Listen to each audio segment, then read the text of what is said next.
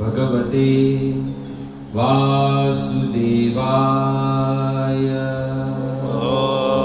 ॐ नमो भगवते वासुदेवाय। ॐ नमो भगवते वासुदेवाय।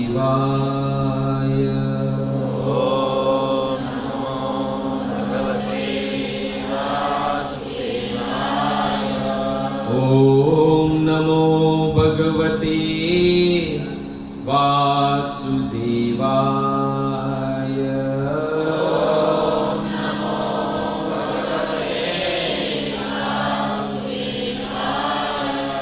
नारायणं नमस्कृत्यं नरं चैव नरोत्तमं देवीं सरस्वतीं व्यासं ततो जयमुदीरये।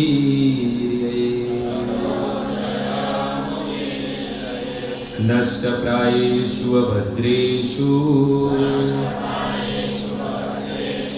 नित्यं भागवत सेवया। भगवती उत्तम श्लोके भक्तिर्भवतीर्नेष्ठकी। ओम ज्ञानतिमिरानन्दस्य ज्ञानाञ्जनशलाकया चक्षुरुन्मीलितं येन तस्मै श्रीगुरुवे नमः। श्रीचैतन्यमनोभीष्टं स्थापितं येन भूतले स्वयं रूप कदा मह्यं ददाति सदान्तिकं। नमोऽहं विष्णुपादाय कृष्णप्रेष्ठाय भूतले श्रीमते भक्तिवेदान्त स्वामिनिति नामिने। नमस्ते सारस्वते देवे गौरवाणी प्रचारिणे निर्विशेष शून्यवादी पाश्चात्यदेशतारिणे। हे कृष्ण करुणा सिंधु दीनबंधु जगतपते गोपेश गोपिकाकांत राधाकांत नमोस्तुते। तप्त कांचन गौरांगी श्री राधे वृंदावनेश्वरी वृषभानुसुते देवी प्रणमामि हरिप्रिये। वाञ्छाकल्पतरुभ्यश्च कृपा सिन्धुभ्येव च पतितानां पावनेभ्यो वैष्णवेभ्यो नमो नमः। जय श्री कृष्ण चैतन्य प्रभु नित्यानंद श्री अद्वैत गदाधर शिवासादि श्री गौर भक्तवृंद। हरे कृष्णा हरे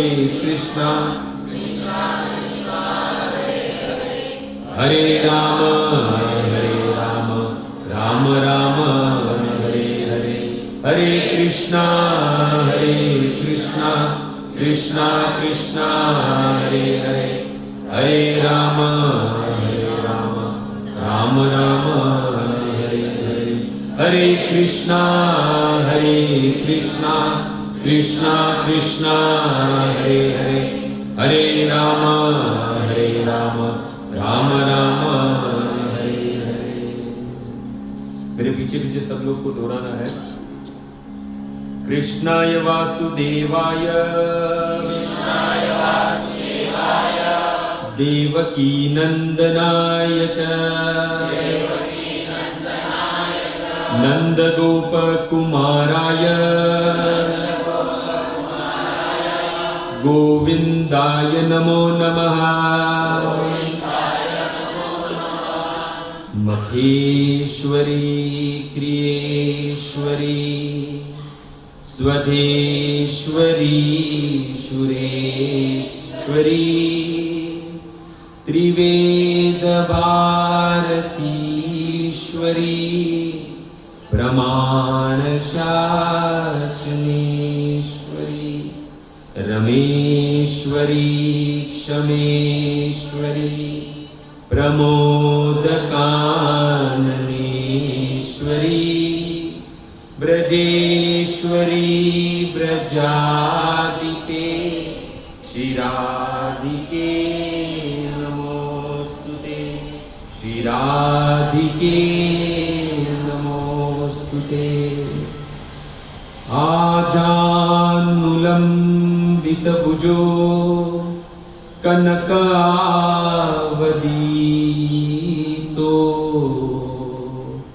संकीर्तन पित्रो कमलयातक्षो विश्वंभरो द्विजवरो युगधर्मपालो वंदे जगत्प्रियकरो करुणावतारो वंदे जगत्प्रियकरो करुणावतारो।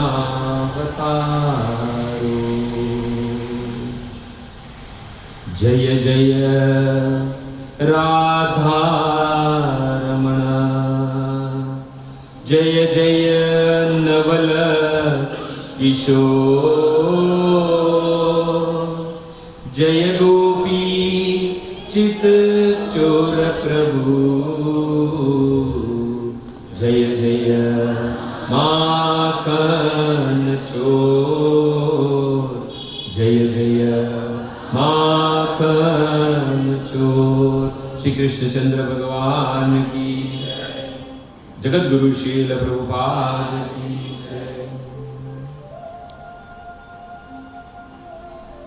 तो उपस्थित भगवत तथा अनुरागी तथा विविध विविध क्षेत्र से आए हुए सभी भक्त वृंद जो प्रति मंगलवार को इस बापा सीताराम मंडली में जो सत्संग होता है उसमें आए हुए सभी भक्तों का हार्दिक स्वागत है और आप सभी भक्तों के चरणों में आपके इस दास का प्रणाम। हरे कृष्ण। तो भक्तों भागवत का तीसरा स्कंद दूसरा अध्याय और 19वां श्लोक, बराबर है।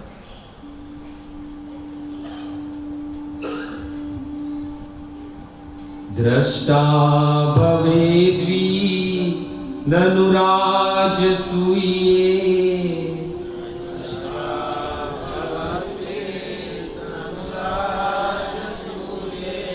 चेदस्य कृष्णं द्विषतो पिसिद्धि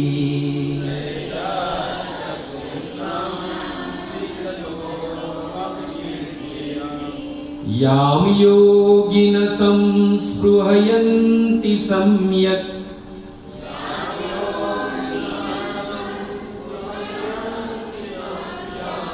योगेन कस्तद्विरहं सहेत।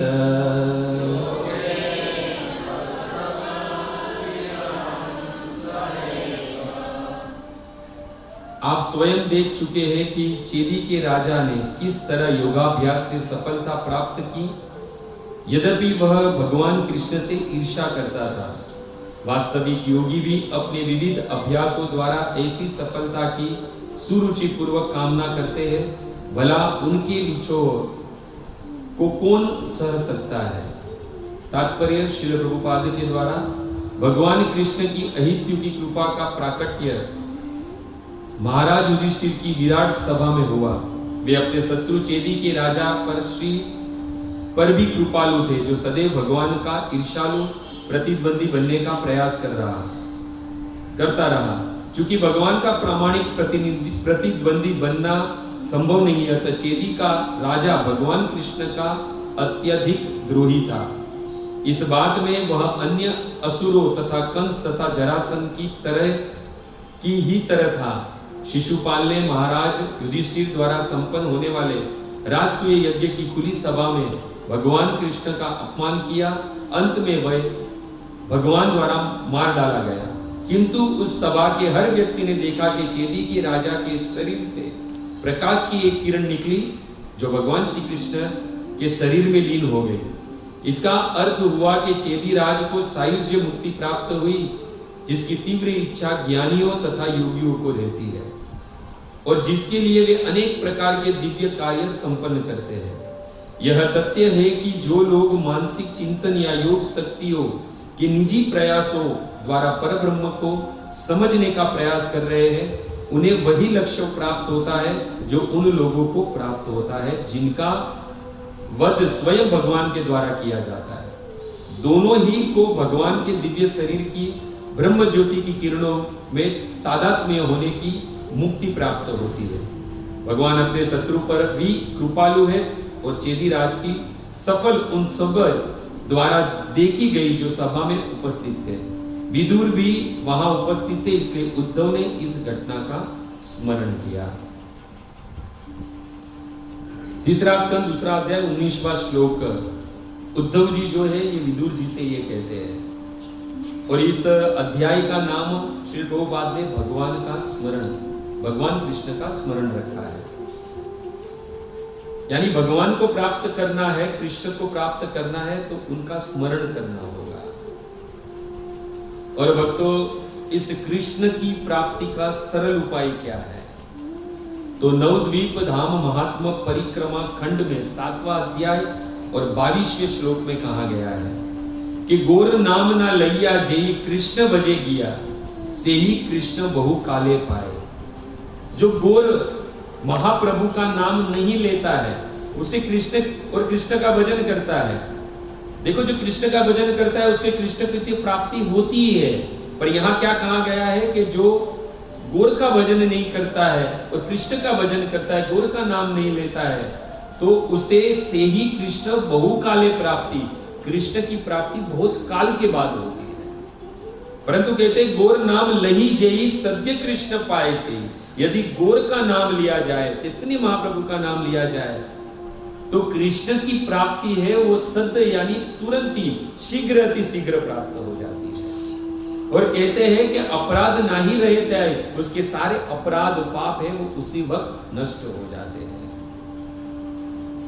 तो यहां पर जो है विदुर जी जो है, उद्धव जी विदुर जी को भगवान की लीला के बारे में बता रहे हैं कि किस प्रकार ये चेदी का राजा जो था शिशुपाल, किस प्रकार भगवान ने उसका वध किया। यानी यहां पर भगवान की लीला का वर्णन हो रहा है। दो भक्त मिलते हैं, मच्चित मदगत प्राणा बोधयंत परस्पर कथयंती च माम नित्य रमयंती च तुष्यंती। जब दो भक्त एक दूसरे से मिलते हैं, भगवान की कथा का हम श्रवण करते हैं, भगवान की लीला का श्रवण करते हैं, तो क्या होता है? रमयंती च तुष्यंती च, सुख की और आनंद की अनुभूति होती है। और भगवान की लीला जो है, भगवान की जो लीला है वो कैसी है? अमृत के समान है। गोर पूर्णिमा बहुत ही निकट है, तो अपना गुजराती में है ने कि जेना लग्न हो ना गीत गवाए, तो बहुत नजदीक में है गोर पूर्णिमा।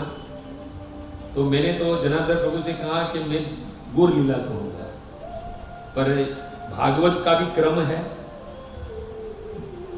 उन्होंने मुझे श्लोक भेजा था, पर मैंने श्लोक देखा नहीं था कौन सा था, और मुझे गोर लीला ही करनी थी। तो देखो, कृष्ण की कृपा से ही, और श्लोक भी बराबर जो लीला बोलने जा रहा हूं उससे ही संबंधित है। तो भगवान की जो लीला है वो अमृत के समान है। गोपिया गोपी गीत में क्या गाती है? तव कथामृतम तप्त जीवनम कविभिरीदितम कल्मषापहम श्रवणमंगलम श्रीमदाततम भुवि गृह्णन्ति ये भूरिदा जना। भगवान की कथा कैसी है? तप्त दग्ध जीवन में अमृत के समान है। गोपियों का ये मानना है, गोपियों का मत है। यदि भागवत की लक्ष्मी रूपा, यदि रुक्मणी का भी यदि दृष्टिकोण देखा जाए, तो अपने पत्र जो लिखती है भगवान को, इस संसार का सबसे पहला लव लेटर, उसमें भी भगवान की लीला का ही वर्णन करती है। श्रुत्वा गुणानुभुवन सुंदर सुन्वतां ते निर्वीश्य कर्ण विवरे हरतो अंगतापम। एक कृष्ण, आपकी नाम, आपकी लीला, आपका रूप गुण वो सब कैसा है? तो कहते हैं जब वो कर्ण के माध्यम से जब हम श्रवण करते हैं तो कहते हैं कि हर तो अंग तापम, जितनी भी दुख कष्ट जो भी है वो सब नष्ट हो जाता है। जब परीक्षित महाराज भी जब ये भागवत की कथा सुनने के लिए बैठे थे तो आमरण उपवास था उनका, ना जल लेना था, ना भोजन ग्रहण करना था, ना ही नींद। 7 दिन 7 रात लगातार वज्रासन में बैठकर परीक्षित महाराज ने जो है वो भगवान की कथा का श्रवण किया। 6 या 7 दिन बीते हुए के भागवत का 10वां स्कंद आया तो परीक्षित महाराज, सुखदेव गोस्वामी के लोग परीक्षित महाराज को थोड़ा विश्राम दे देते हैं, क्योंकि भोजन नहीं है, प्यास लगी होगी, अन्न जल ग्रहण नहीं करते हैं, तो थोड़ा विश्राम करने का सोचा। तो उस वक्त परीक्षित महाराज कहते हैं, त्वत् मुख अम्बुज च्युतम पिबत हरि कथा अमृतम। आपके मुख से जो भगवान की कथा, भगवान की लीला में श्रवण कर रहा हूं, वो पिबत हरि कथा अमृत, वो अमृत के समान है, जो मेरी नींद, मेरी भूख, मेरी प्यास को बाधा नहीं दे रही है। और वहां पर कृष्णदास कविराज गोस्वामी कहते हैं कि चैतन्य लीला कैसी है। चैतन्य गोसाईर लीला अमृतेर धार, सर्व इंद्रिय तृप्त हय श्रवणे यार। भगवान चैतन्य महाप्रभु की कथा कैसी है, लीला कैसी है, तो कहते हैं अमृत के धार के समान है, और सर्व इंद्रिय तृप्त, सभी इंद्रियों को तृप्त करने वाली है। भक्तों, इस संसार में ये इंद्रियों को तृप्त नहीं किया जा सकता है, समझ लेना। ऐसा कोई भी साधन नहीं जो हमारी इंद्रियों को तृप्त कर सके, परंतु यदि भगवान की कथा सुने तो अवश्य हमारी इंद्रिया जो है वो तृप्त हो सकती है। और यहां पर कृष्णदास कविराज गोस्वामी वही कह रहे हैं।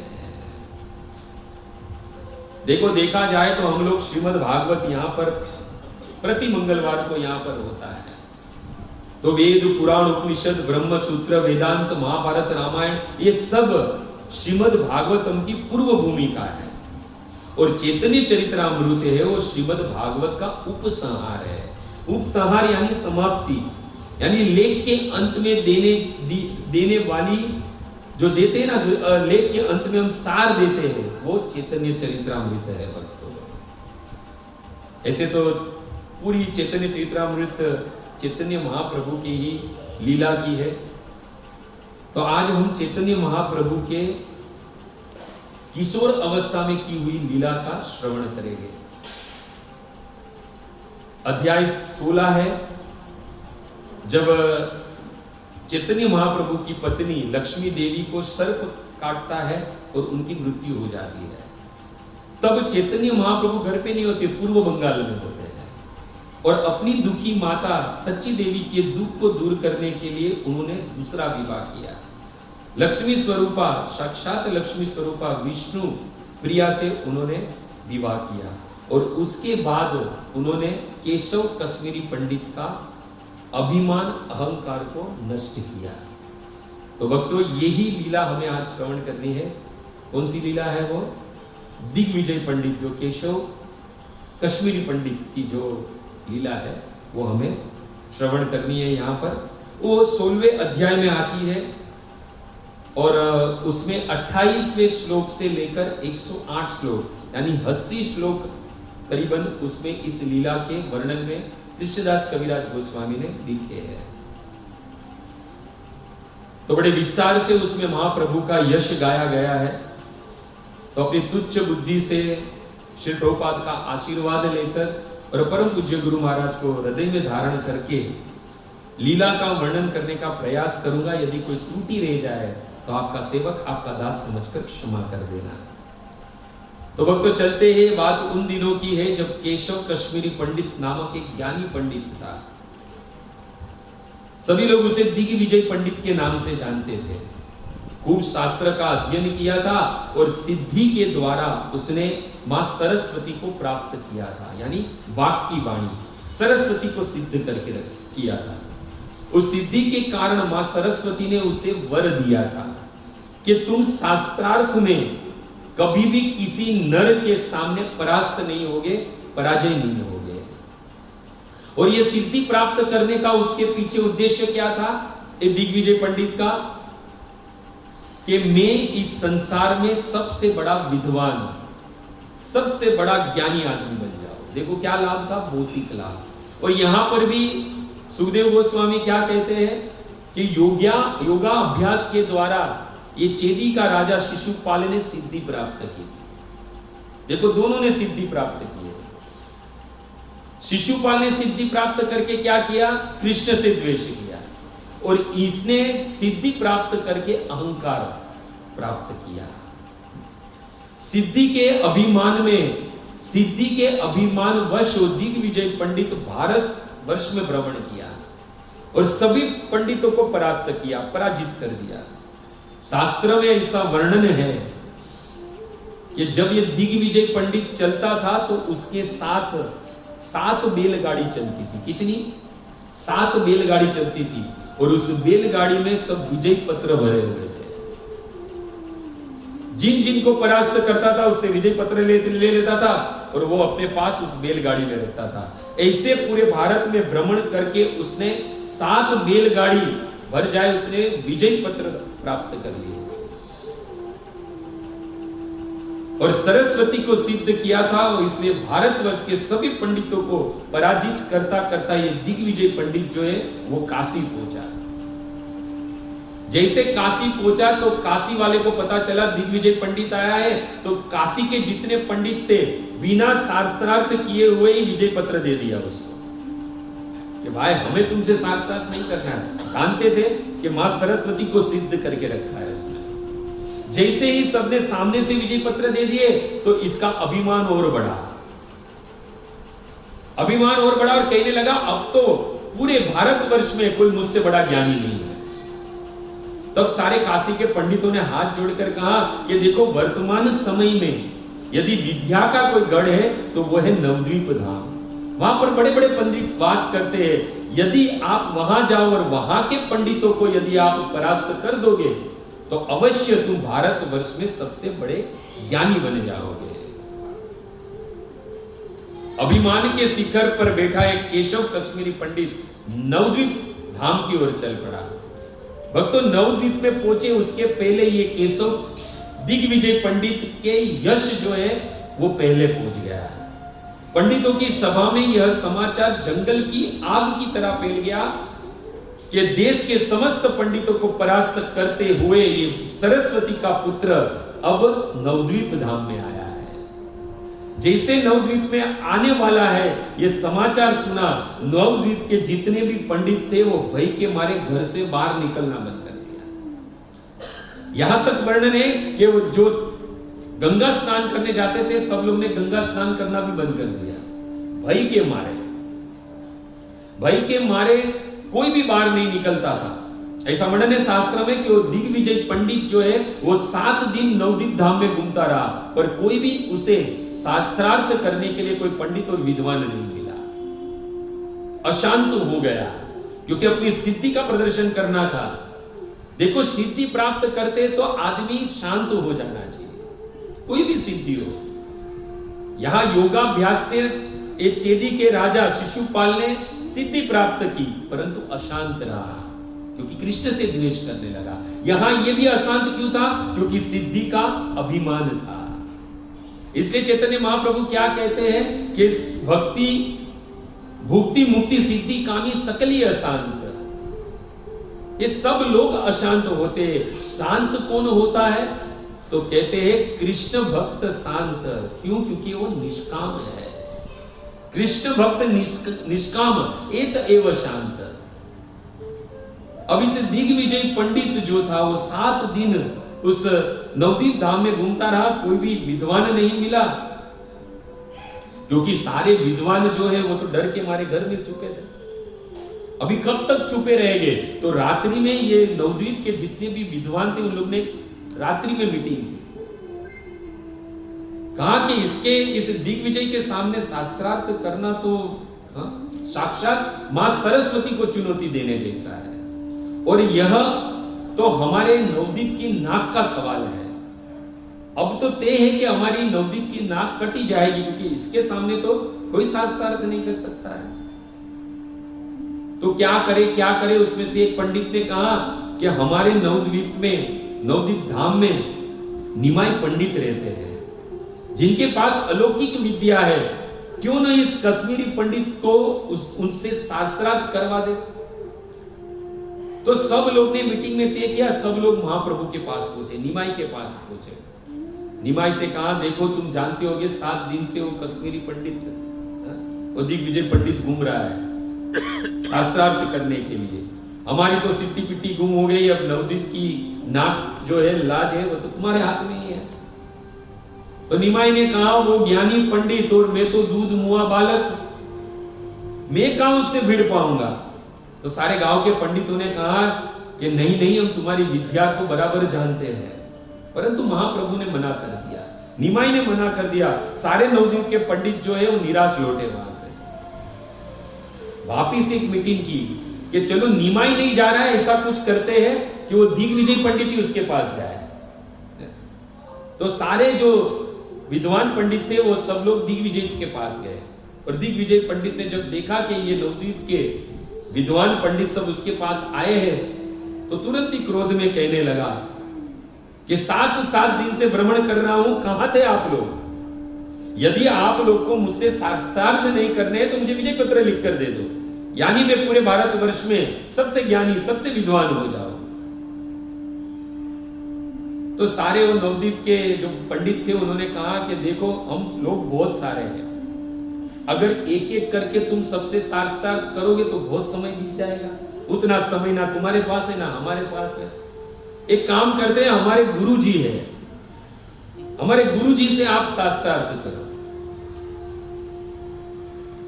तो उसने दिग्विजय पंडित ने कहा कि तुम्हारे जो गुरुजी है उनका नाम क्या है और रहते कहां है? तो सारे पंडितों ने कहा, हमारे गुरुजी का नाम है श्री 1008 निमाई पंडित। यदि तुम उनको परास्त कर लोगे तो समझ लेना हम सबको परास्त कर लिया। तो दिग्विजय पंडित ने कहा, ये मिलेंगे कहां पर आपके गुरुजी?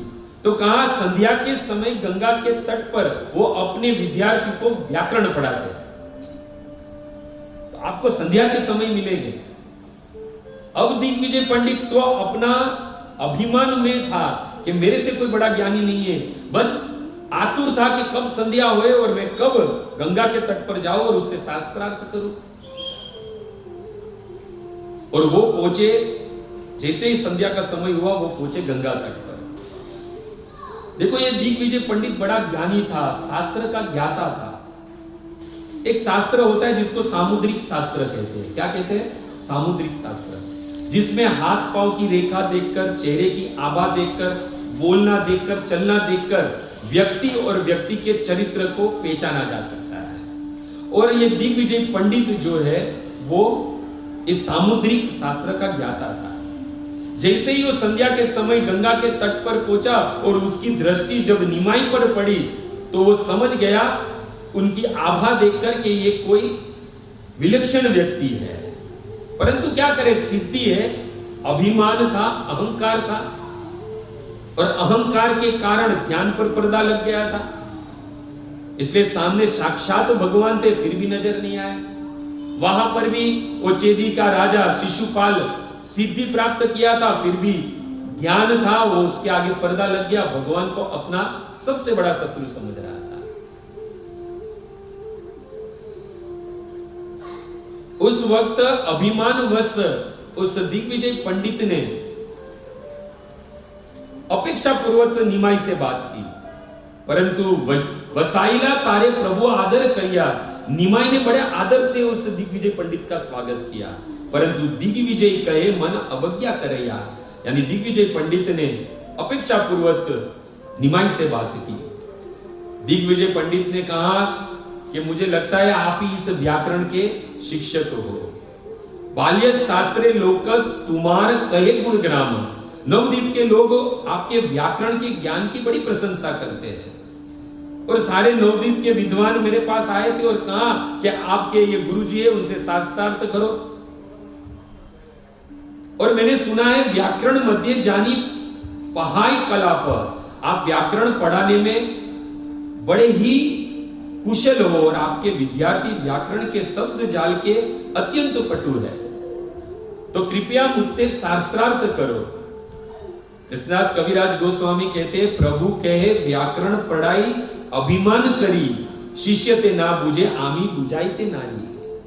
महाप्रभु कहते, मैं माना कि मैं व्याकरण का शिक्षक हूं, परंतु न तो मैं अपने विद्यार्थी को अपने व्याकरण से प्रभावित कर पाता हूं, न ही वे मेरी बात को ठीक ठाक समझ पाते हैं। और मैंने तो सुना है कि आप सभी शास्त्र के प्रखान पंडित हो।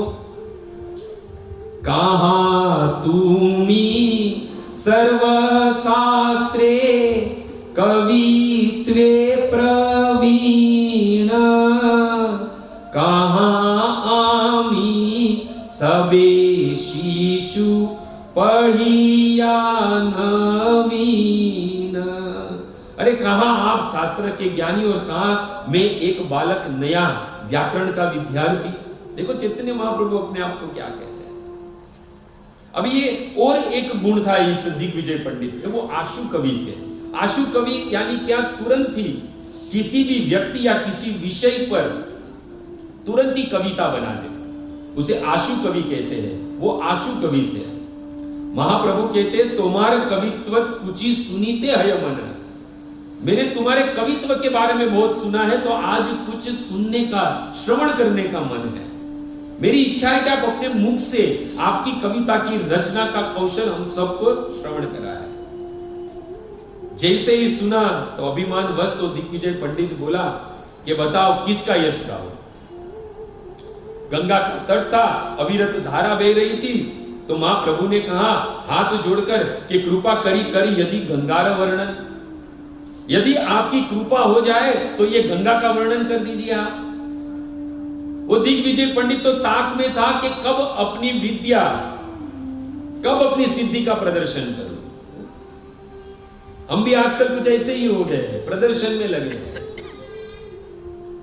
देखो भक्ति है ना, प्रदर्शन करने का नहीं है विषय, भक्ति दर्शन का विषय है। यस्यास्ति भक्ति भगवत किंचन सर्वे गुणे तत्र समासते सुरा। जब हम कृष्ण या राम की भजन भक्ति करते हैं तो सारे देवताओं के गुण है वो अपने आप हमारे में दर्शन होने लगते हैं। प्रदर्शन करने की जरूरत नहीं है। आजकल तो सब लोग प्रदर्शन में पड़े हैं। कहीं धाम में भी जाते हैं ना तो सेल्फी खींचकर व्हाट्सएप पे, फेसबुक पे डालते हैं कि हम धाम में गए हैं। अरे भाई तू धाम में गया है, तू कृष्ण से मिलने गया है। पर हम क्या करते हैं, हम वहां जाकर भी सेल्फी खींचते हैं, वहां जाकर भी फोटो खींचते हैं, अपलोड करते हैं, बाद में देखते कितनी लाइक मिली, है ना। किसी ने पूछा कि गंगा हरिद्वार गए थे, हाँ गया था, तो क्या किया तो कि वहां पर सेल्फी ली, नाया नहीं तो कि बयान बिगर नाया आ गया। तो आजकल हम सब लोग प्रदर्शन में पड़े हुए हैं, परंतु भक्ति जो है वो दर्शन का कार्य है। कश्मीरी दिग्विजय पंडित तो ताक में था कब अपनी सिद्धि का प्रदर्शन करे भक्तों, और अपनी सिद्धि तथा ज्ञान के प्रदर्शन में व्याकुल दिग्विजय पंडित ने मां गंगा के यश में आंधी तूफान के द्वारा 100 श्लोक जो है वहां पर कह डाले। कितने? 100 श्लोक। सुनिया ब्राह्मणे गर्भे वर्णिते लागिला, घटी 100 श्लोक गंगार वर्णिला। कृष्णदास कविराज गोस्वामी कहते हैं कि कुछ ही क्षणों में उसने मां गंगा की महिमा पर 100 श्लोक कह दिए। आशु कवि था, ज्ञानी था। महाप्रभु बड़े प्रसन्न हुए इससे। निमाई ने कहा तोम सम पृथ्वी बीते कवि नहीं यार, इस समग्र पृथ्वी पर आपके समान कोई कवि नहीं है, भूमंडल पर आपके समान कोई कवि नहीं है। देखो हमें तो इतना ज्ञान नहीं है, हमें तो शास्त्र का इतना नॉलेज नहीं है, हम आपकी तरह ज्ञानी नहीं है, पंडित नहीं है, तो तुम्हार कविता श्लोके बुझीते कार सकती, तुम्हारा जो ये श्लोक है वो तो हमारे कुछ पल्ले नहीं पड़े। और ये जो श्लोक है उसका अर्थ आप ज्यादा जान सकते हो या फिर साक्षात सरस्वती। तुम्ही भला जान अर्थ किवा सरस्वती। इस श्लोकों की व्याख्या अर्थ तो आप या फिर साक्षात सरस्वती कर सकती है। निमाई ने कहा, एक श्लोकेर अर्थ यदि करन निज मुखे सुनी सब लोग तबे पाइल बड़े सुख। यदि आपके मुख से यदि कोई एक श्लोक का अर्थ यदि आप कह दो तो हम सब लोग श्रवण करके बड़े प्रसन्न हो गए। तो दिग्विजय पंडित ने कहा, तबे दिग्विजयी व्याख्यार श्लोक पूछिल। बताओ किस श्लोक की व्याख्या करूं, बताओ। सत श्लोके एक श्लोक प्रभुत पढ़िल। ये 100 श्लोक में से चैतन्य महाप्रभु ने उसे निमाई ने एक श्लोक को पढ़ा। सुनना चाहते हो कौन सा श्लोक था? सुनना चाहते हो? मेरे पीछे पीछे गाना। महत्वं गंगया सततम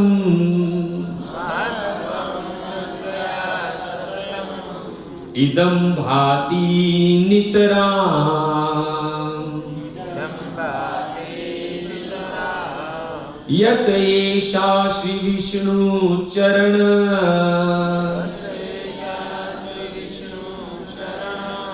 कमलोत्पत्ति सुभगा द्वितीय श्री लक्ष्मीरीव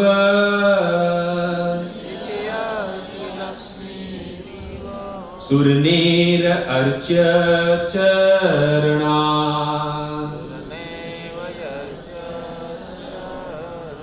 भवानी भर्तु या शिरसी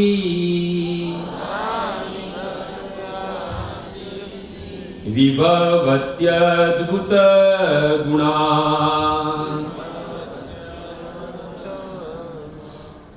जब निमाई ने यह श्लोक पढ़ा तो दिग्विजय पंडित विस्मित आया। दिग्विजय पंडित तो विस्मित हो गया। झांझावात प्राय आम्ही श्लोक पढ़िल, आंधी तूफान की तरह मैंने श्लोक पढ़े थे, तार मध्य श्लोक तुम्हें कैसे कंठे केले। ये इतने सारे श्लोक जो मैंने 100 श्लोक कहे वो आंधी तूफान की तरह के, उसमें से एक श्लोक तुम्हें कैसे कंठस्थ हो गया। विस्मित है दिग्विजय पंडित। तब मुस्कुराते हुए निमाई कहते हैं, प्रभु कहे देवेर वरे तुम्ही कवि वर एछे देवेर वरे केहा हय श्रुति दर। बहुत सुंदर कहा। निमाई ने कहा कि जिस भगवान की कृपा से कोई लोग महाकवि बन सकते, वही भगवान की कृपा से कोई श्रुतिधर भी बन सकता है। श्रुतिधर यानी एक बार श्रवण करे तो तुरंत याद रह जाए। अब उस श्लोक का अर्थ बताया उस दिग्विजय पंडित ने। तब चैतन्य महाप्रभु ने कहा कि प्रभु कहे कह श्लोकेर किबा गुण दोष। आपने इसका अर्थ तो बता दिया, अब कृपया करके इसमें कोई गुण और दोष है वो भी बता दीजिए। जैसे ही सुना तो दिग्विजय पंडित क्रोधित हो गया कि तुम मेरी रचना में दोष बताने को बोल रहे हो। मेरी रचना में कभी दोष नहीं हो सकता है। एक बार ब्रह्मा की रचना में दोष हो सकता है, वेद व्यास की रचना में दोष हो सकता है, पर केशव दिग्विजय पंडित की रचना में कभी भी दोष नहीं हो सकता है। विप्र कहे श्लोक नाही दोषेरा आभास उपमा अलंकार गुण किछु अनुप्रास। मेरे श्लोक में नाम मात्र भी दोष नहीं है और मेरा यह श्लोक उपमा अलंकार तथा अनुप्रास की उत्कृष्ट विशेषताओं से युक्त है। और ऐसे भी देखा जाए तो तुम व्याकरण के विद्यार्थी शिक्षक हो, तुम्हें क्या ज्ञान है। व्याकरणिया तुम्ही नाही पढ़ अलंकार और तुम्ही की जानी में यही कवित्व रसार। अरे तुम्हें क्या पता कविता का सार क्या होता है। तुम्हें बिल्कुल ज्ञान नहीं है। ये दिग्विजय पंडित कह रहा है। तब चैतन्य महाप्रभु कहते हैं, पर प्रभु कहे एत एव पूछिए तुम्हारे विचारिया गुण दोष बुझाय आमीरे। हे विद्वान पंडित, चूंकि मैं आपके स्तर का नहीं हूं, इसलिए मैंने आपसे अनुरोध किया है कि आपकी इस रचना में कोई गुण और कोई दोष है तो हमें बता दीजिए। नाही पढ़ी अलंकार की करियाची श्रवण, मैंने कोई अलंकार नहीं पढ़ा है, परंतु मैंने सुना है। ताते यही श्लोके देही बहु दोष गुण, इसके लिए मुझे आपके इस श्लोक में दोष और गुण दोनों नजर आ रहे हैं। तो दिग्विजय पंडित कहते हैं, कवि कहे कह दे कि कौन दोष गुण, बताओ मेरी इस रचना में कौन से दोष है। प्रभु कहे कही सुनना करी है रोष, मैं बता रहा हूं पर क्रोधित मत होना। महाप्रभु ने कहा कि कृपया क्रोधित मत होना। आपके इस रचना में एक नहीं, दो नहीं, तीन नहीं, 5 दोष है। जैसे ही सुना 5 दोष है और क्रोध आया। ये बालक तू मेरी रचना में एक नहीं, दो नहीं, 5 दोष बोल रहा है। पंच दोषे ही श्लोके पंच अलंकारे क्रमे आमी कही सुन का विचार। निमाई ने कहा कि क्रम से बता रहा हूं, ध्यान से सुनो। आपकी इस रचना में 5 दोष है। देखो थोड़ा कठिन विषय है, थोड़ा समय लूंगा, आज थोड़ा लेट भी आया हूं, पर समझने जैसा है। देखो पहले मैं बता दूं, मुझे बिल्कुल भी व्याकरण का ज्ञान नहीं है, ये पहले समझ लेना। मुझे कुछ पता नहीं है व्याकरण के बारे में, मैं पहले ही बता रहा हूं आपको। परंतु जब मैंने विषय पढ़ा, जब चैतन्य चरित्रामृत में, तो बड़ी विस्तार से इसका इस 5 श्लोक 5 दोष की व्याख्या की गई है कृष्णदास कविराज गोस्वामी के द्वारा। तो सोचा कि इतना बड़ा विस्तार से क्या कहने के, 5 दोष कह दिए ठीक है, परंतु विस्तार से वहां पर बताया है। तो मैंने पढ़ा तो कुछ व्याकरण का ज्ञान हो गया। आप लोग भी श्रवण करेंगे तो आपको भी कुछ व्याकरण का ज्ञान हो जाएगा। तो थोड़ा ध्यान से सुनना। महाप्रभु ने निमाई ने कहा कि आपके इस श्लोक में 5 दोष है। कितने दोष है? 5। 2 जगह पर अविमृष्ट विधियांश दोष है, एक जगह पर पुनरुक्ति का, एक जगह पर भग्न क्रम का और एक जगह पर विरुद्धमति, कुल मिलाकर 5 दोष है। अब प्रश्न उठे कि अविमृष्ट विधियांश दोष किसे कहते हैं, जो यहां पर 2 बार हुआ है। देखो व्याकरण का एक नियम है कि जो ज्ञात होता है उसको पहले बताना होता है, जो अज्ञात होता है उसको बाद में बताया जाता है। बराबर है? आपको शायद पता है, आपको व्याकरण का बोले अच्छा मेरी खराई है तो कोई प्रॉब्लम नहीं। व्याकरण का नियम है जो ज्ञात है, जिसे जानते हैं उसे पहले बताना चाहिए, और जिसे नहीं जानते यानी अज्ञात है उसे बाद में बताना चाहिए। उदाहरण के तौर से हम कहें कि जैसे इस वैष्णव की बड़ी महिमा है, ऐसा कहना है। परंतु यदि हम कहें जैसे कि कोई वैष्णव है तो उसकी महिमा का हमें ज्ञात, वो वैष्णव का ज्ञात है पर महिमा का अभी तक ज्ञात नहीं है। बराबर है? तो हम ये नहीं कह सकते कि बहुत महिमा है इस वैष्णव की। समझ में आ रहा है? महिमा जो है बाद में, ये श्लोक जो है इसमें मां गंगा की महिमा गाई गई है। उसमें यहां कहा गया है कि सततम, ये जो मां गंगा जो है, महत्वम गंगायाम सततम इदम भाति नितराम, गंगा का महत्व गाया गया है इस श्लोक में। इस श्लोक में 4 चरण है, 4 पंक्ति है। तो पहले जो है वो गंगा का महत्व गाया गया है, पहले में नहीं, बाकी के 3 पंक्ति में गंगा का महत्व गाया गया है। जैसा कि भगवान के चरणों में से निकली है, बाद में कहा गया है कि द्वितीय लक्ष्मी के जैसी ही है वो, इसलिए सूर और नर दोनों उसकी पूजा करते हैं। और भवानी बर्तुया शीर्षी यानी भवानी के पति शिव जी उसे सिर पर धारण करते हैं, वो बड़ी ही अद्भुत गुणों वाली है। तो यहां पर जो ज्ञात है उसको पहले बोला गया है और अज्ञात है उसको बाद में बोला गया। व्याकरण का नियम है कि अज्ञात हो उसको पहले बोला जाता है और ज्ञात है उसको, और अज्ञात है उसको बाद में बोला जाता है।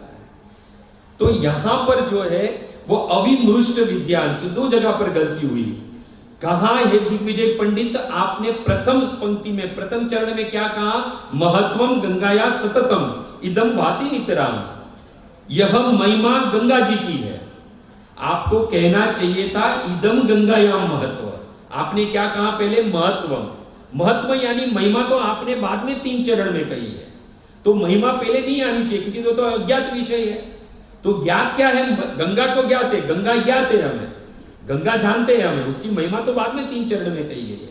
तो आपको पहले कहना चाहिए था इदम गंगायाम महत्व, यानी गंगा को पहले रखना चाहिए था, उसकी महिमा को बाद में रखना चाहिए था। पर आपने क्या कहा? महत्तम गंगाया, यानी आपने जो अज्ञात है उसको पहले कहा और ज्ञात है उसको बाद में कहा, ये आपका पहला दोष है। जैसे ही ये सुना तो दिग्विजय पंडित हैरान हो गया, कहा दूसरा दोष बता कहां है मेरा।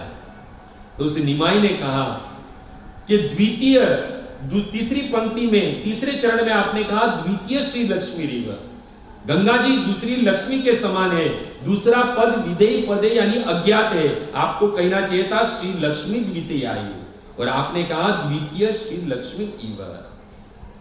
तुरंत ही सोचा कि हाय हाय मेरे से दो दोष हो गए, मेरी रचना में 2 दोष, तीसरा दोष नहीं हो सकता है। महाप्रभु ने कहा महाशय तीसरा भी दोष है, और तीसरा दोष है भग्न क्रम। व्याकरण तो हमने थोड़ा बहुत पढ़ा होगा, तो व्याकरण में शब्द अलंकार, अर्थ अलंकार, ऐसे सब अलंकार आते हैं। तो उसमें से जब शब्द अलंकार है उसके भी 3 विभाग है, अनुप्रास अलंकार, यमक अलंकार और श्लेष अलंकार। तो यहां पर अनुप्रास अलंकार यूज हुआ, यानी उसका प्रयोग हुआ गया है। तो अनुप्रास अलंकार किसे कहते हैं? यदि एक पंक्ति में एक शब्द एक से अधिक बार आए उसे अनुप्रास अलंकार कहते हैं। कहा कि हे पंडित है महाशय, आपके श्लोक में 4 पंक्ति है, उसमें से 3 पंक्ति में अनुप्रास है और 1 पंक्ति अनुप्रास रिक्त है।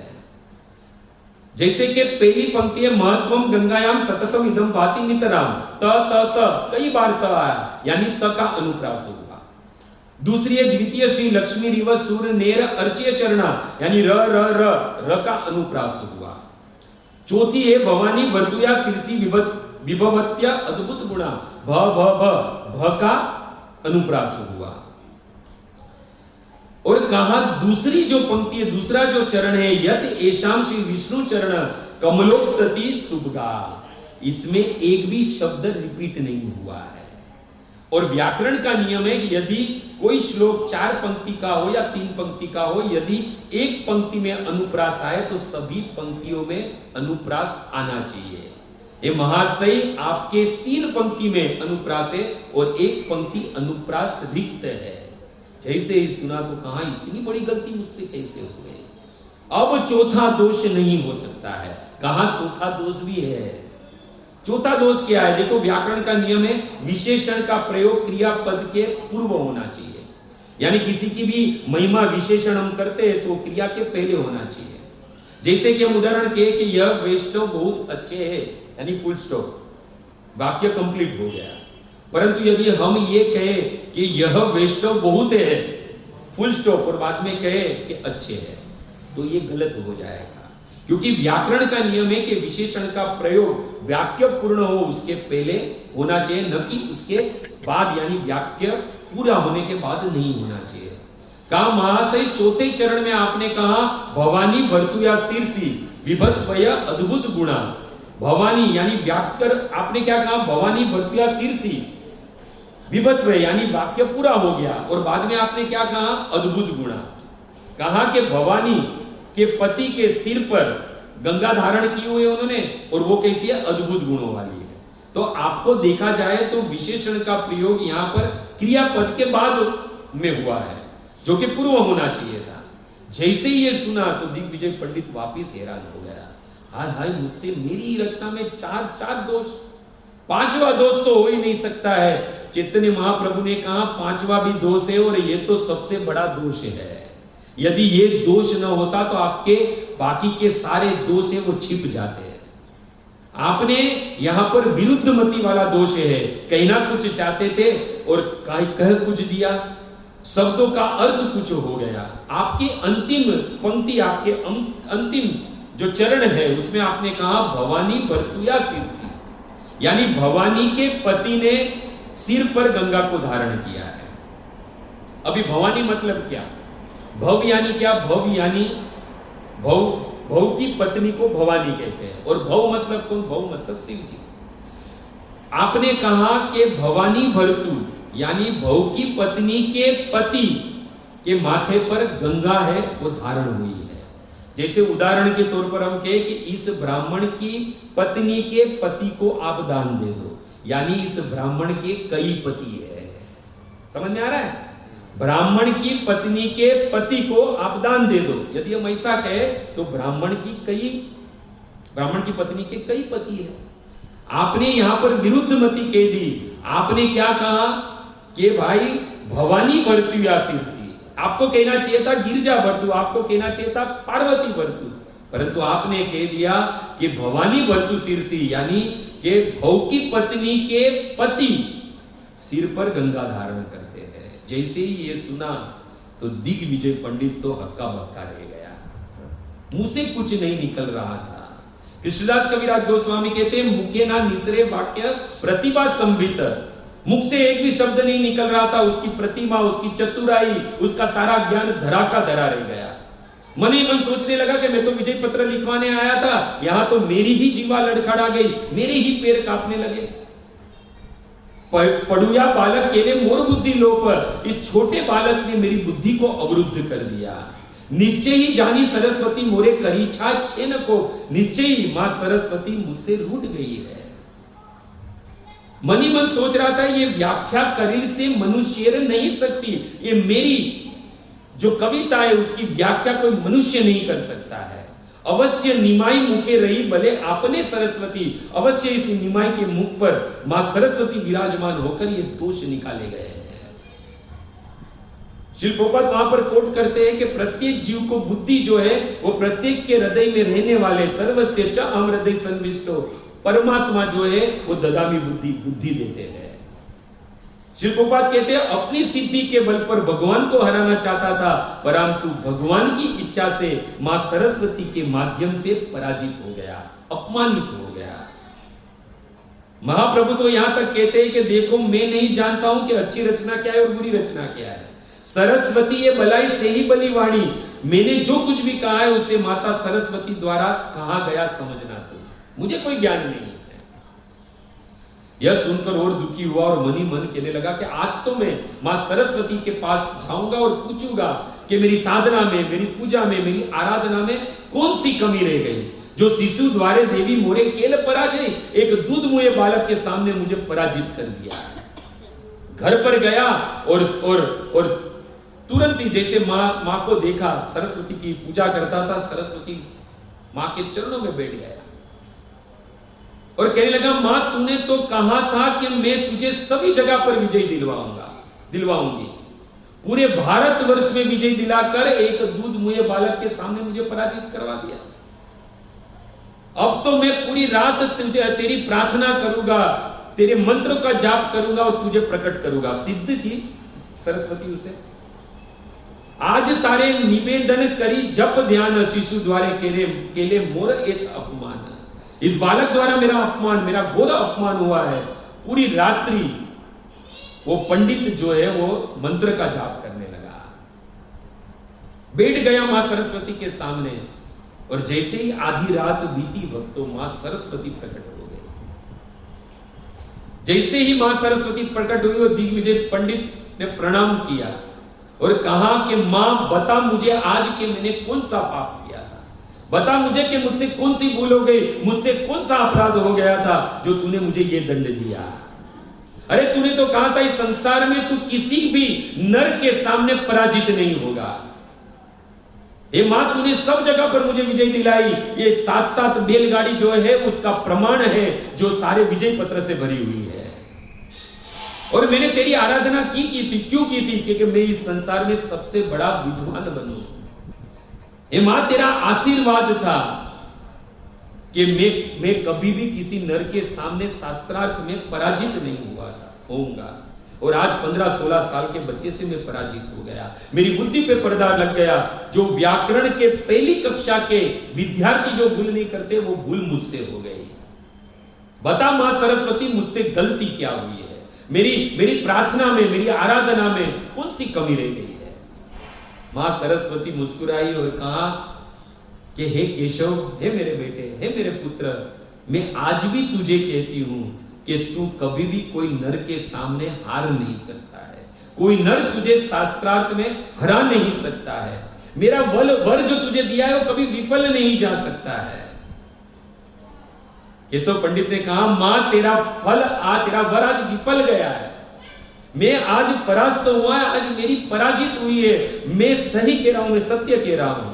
मैं तो गया था विजय पत्र लिखवाने के लिए, मेरी जीवा लड़खड़ा गई, मेरी बुद्धि बिगड़ गई। तेरा वर जो था वो आज विफल हो गया। मां ने कहा, देख ये दुख करने का विषय नहीं है, तो आनंद का विषय है। आज तेरे भाग्यों का उदय हुआ है। हे मां, तू ये क्या कह रही है? क्या तूने मुझे त्याग दिया? नहीं बेटे, मैंने तुझे त्यागा नहीं है। मैं भूली न तुझको, पकड़ कर न छोड़ा, जन्म भर की विद्या का फल मैंने आज तुझको दिया। ए मेरे बेटे, आज तो जन्म भर की जो तेरी सिद्धि, जन्म भर की जो तेरी विद्या है, उसका फल आज तुझे प्राप्त हुआ है। अरे मां, तू फल की बात कर रही है, मुझे तो आज विष मिला है, वो भी अपमान का, पराजय का, और तू फल की बात कर रही है। तो मां सरस्वती कहती है, जो नर को ही जीते वह विद्या नहीं साची। हे मेरे बेटे, विद्या इसीलिए नहीं होती कि विद्या के बल पर हम दूसरों को हराए। देखो, विद्या एक साबुन की तरह है। जैसे कपड़े पर मेल लग जाता है, मेल क्या, मेल साबुन से धोया जाता है। जैसे ज्ञान के द्वारा अज्ञान को धोया जाता है। पर कभी कभी क्या होता है, साबुन जो है वो मेल को धो डालता है, पर कभी कभी साबुन के ही दाग रह जाते हैं कपड़े पे। यानी ज्ञान के द्वारा अज्ञान को तो धोया, परंतु ज्ञान का अहंकार रह गया। जैसे साबुन से मेल को धोया, परंतु साबुन के दाग रह गए उस कपड़े पर, यानी कपड़ा अभी भी गंदा है। फर्क क्या है, पहले मेल के दाग थे, अब साबुन के दाग है, यानी अभी भी कपड़ा पहनने लायक नहीं है। जो नर को हराए वो विद्या न साची, जो मिलाए हरि को वो विद्या साची। असली विद्या तो वो है जो हरि का परिचय कराए, हरि से मिला दे, वही विद्या है। हे केशव, है मेरे बेटे, तू मुझे अपनी मां मानता है? कहा, हाँ मां, तू मेरी मां है। तो आज तो प्रसन्न होने का समय है, क्योंकि आज तुझे तेरी साधना का फल मिला है। देखो, हमारे पिता का परिचय जो है वो हमारी मां ही देती है। बाजू वाले के घर पर जाके बेल नहीं बजाते कि मेरे पिता कौन है। मां ही है वो बच्चे को अपने पिता का परिचय देती है। यहां पे मां सरस्वती कहती है, हुआ काम माता का आज ही तो पूरा, पिता से मिलाया आज आनंद मना। आज आनंद का विषय है। दिग्विजय पंडित ने कहा, मुझे समझ में नहीं आ रहा है, मां स्पष्ट बता, तू कहना क्या चाह रही है। मां सरस्वती कहती है, मैं दासी हूं उनकी, स्वयं वे हरि है मेरे। तू आज किसी नर से नहीं हारा है, मेरा वर कभी भी विफल नहीं जा सकता है। ए बेटे, तू आज नर से नहीं, तू आज नारायण से आ रहा है। तू आज नारायण से आ रहा है, और नारायण से हारने में ही भक्तों जीत है। मैं दासी हूं उनकी, वे स्वयं हरि है। शरण को ग्रहण कर हरि प्रेम पाओ, करो दुख शंका न, करो दूर शंका न, दुख मन में लाओ, जगे भाग तेरे शरण हरि के जाओ। एक केशव है मेरे बेटे, साक्षात ईश्वर करी प्रभु ले जानी। ये निमाय और कोई नहीं, साक्षात पूर्ण पुरुषोत्तम, साक्षात ईश्वर है। जैसे ही सुना तो दिग्विजय पंडित पागल हो गया। हे मां, तू क्या कह रही है? जिससे मैंने शास्त्रार्थ की वो साक्षात हरि है, साक्षात भगवान है। मां सरस्वती ने कहा, हाँ बेटे, वो साक्षात भगवान है। केशव पंडित अभी अपने जो ज्ञान का जो अहंकार था वो तुरंत ही पानी हो गया, मिट्टी में मिल गया। तुरंत ही दौड़ने लगा, हे निमाई करके। केस बिखर गए, कपड़े का कुछ बांध नहीं रहा, सुध बुध खो बैठा, अपने गर्व, अभिमान को, अहंकार को अपने ही पैरों तले कुचलता हुआ हे निमाई करते करते गंगा के घाट की ओर भागने लगा। कृष्णदास कविराज गोस्वामी कहते, प्राते आसी प्रभु पदे लैल शरण, प्रभु कृपा केले तार खंडील बंधन। प्रभु के चरण में पड़ गया, अपनी विद्या के, अपनी सिद्धि का अहंकार त्याग के प्रभु के शरण को ग्रहण किया। और प्रभु की कृपा क्या हुई, निमाई की कृपा क्या हुई? तो कृष्णदास कविराज गोस्वामी कहते, खंडील बंधन, भव के बंधन जो थे वो भगवान ने तोड़ डाले। और भगवान ने, निमाई ने उसे क्या दिया? निमाई ने उसे वास्तविक दर्शन करवाए। उस गंगा जो बह रही थी, उस गंगा के मध्य में अब उस दिग्विजय पंडित क्या देख रहा है अपने आंखों से कि राधा माधव युगल सरकार सोने के सिंहासन पर बैठे हैं और उसे दर्शन दे रहे हैं। रोने लगा, अश्रु की धारा बहने लगी और साथ ही साथ मां सरस्वती को मनी मन याद करने लगा कि हे मां, आज तूने वास्तविक मेरी सिद्धि का फल दिया, वास्तविक मेरी सिद्धि का फल दिया। और बाद में देखो, देखा जाए तो ये विद्या, ये सिद्धि, जो कुछ भी हम प्राप्त करते हैं, उसका फल क्या है? उसका फल है भगवान की प्राप्ति, भगवत प्राप्ति है। जैसे उस सिद्धि में वो शिशुपाल अहंकार वश था, परंतु भगवान की कृपा देखो क्या किया, उसको सायुज्य मुक्ति दे दी। और आज यहां पर भी निमाई की कृपा देखो, खंडिल बंधन, उस केशव पंडित के भव के बंधन को काटकर अपने स्वरूप के दर्शन कराए, भगवत दर्शन करवाया उस केशव पंडित को। हाथ जोड़कर खड़ा रहा और कहा कि प्रभु कोई आज्ञा है तो बताओ। निमाई ने कहा, देखो अभी अभी जो आपको अनुभव हुआ ना, वो किसी को बताना नहीं है, जगह जगह इसकी बात मत करना। और कोई आज्ञा है मेरे लिए, कोई आदेश है? तो चैतन्य महाप्रभु ने कहा कि आज्ञा भी है और आदेश भी है। ये जो 7-7 बैलगाड़ी भरकर जो विजय पत्र लेकर घूमते हो ना, ये सारे विजय पत्र सर्वप्रथम गंगा में बहा दो जाके। और भक्तों, यही है, जब भगवत दर्शन होता है तो हमारा सारा अभिमान है वो इसी तरह बहने लगता है। उस केशव पंडित ने सर्वप्रथम वो सारे विजय पत्र थे वो गंगा में बहा दिए। भक्तों देखो, इस संसार में अहंकार जिनको हुआ, भगवान ने उनका संहार कर दिया। आप देखो, हिरण्याकशिपु को देख लीजिए, हिरण्याकशिपु को भी अहंकार था, कितनी बड़ी तपस्या की थी। हिरण्याकशिपु राजन अजय जरामरम अप्रतिद्वंद एक राज विधि सतपे मंद द्रोणायाम तप परम दारुण मृदु भाव नवो दृष्टि पादान गुष्टान आश्रित रेवनी। इतनी बड़ी तपस्या, 36,000 वर्ष तक तपस्या की, सिद्धि प्राप्त की, परंतु क्या हुआ? उस अहंकार का नष्ट स्तंभे सभायाम मृगन मानुषम, स्तंभ को फाड़कर नरसिंह भगवान प्रकट हुए, उसका संहार कर दिया। इतनी बड़ी सिद्धि कंस ने प्राप्त की थी, रावण ने प्राप्त की थी, परंतु भगवान ने उनका संहार कर दिया।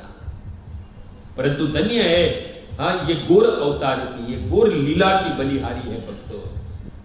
अन्य अवतारों में संहार हुआ अहंकारियों का, परंतु इस घोर लीला में अहंकारियों का संहार नहीं हुआ, उस अहंकारियों के अहंकार का संहार हुआ।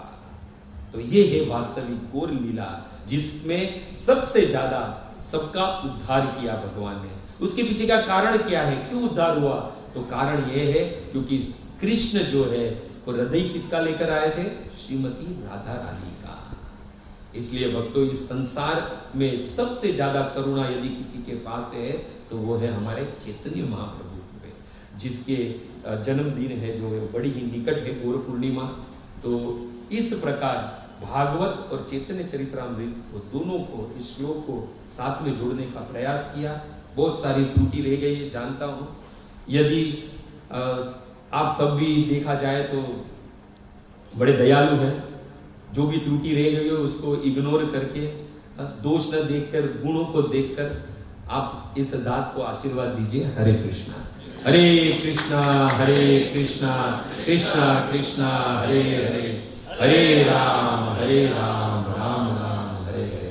और इस दिग्विजय पंडित के जब उसका जीवन सफल हुआ तो वहां पर कृष्णदास कविराज गोस्वामी बहुत सुंदर कहते हैं, भाग्यवंत दिग्विजयी सफल जीवन, विद्या बले पाई महाप्रभुर चरण।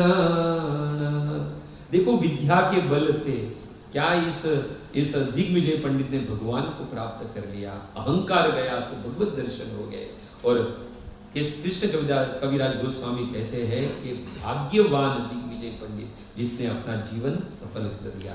तो हम सबको भी जो भी कुछ हमारे में द्वेष, अहंकार जो भी कुछ है, वो सब हम प्रभु के चरण में रखकर हम भी हमारा जीवन है वो दिग्विजय पंडित की तरह सफल बनाए। हरे कृष्णा कृष्णा कृष्णा कृष्णा हरे हरे, हरे राम राम